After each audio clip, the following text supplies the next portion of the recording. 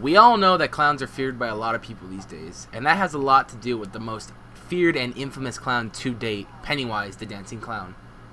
It is a mysterious creature that dates back to the beginning of the universe as we know it. But who is this mysterious creature? This is the History of Pennywise. The book, written by mastermind Stephen King, was released in 1986, took readers by storm.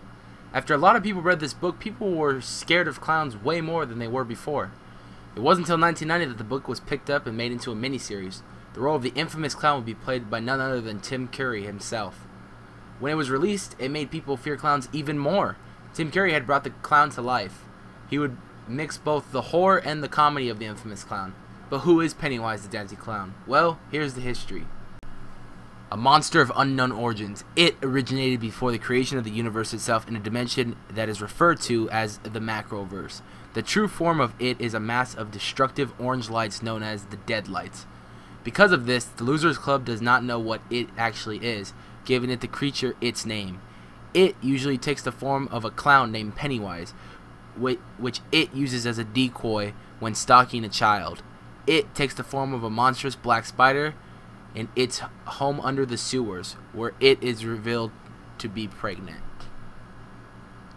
It awoke, fed on the settlers, and started a cycle of hibernation in which it would sleep for almost 3 decades and be awake for approximately 2 years. Every time its hibernation stage is finished, events of extreme violence happened in Derry. To feed on its prey, it transforms into the shape of whatever the victim most fears. Instilling this fear, the creature informs readers is the equivalent of assaulting the meat.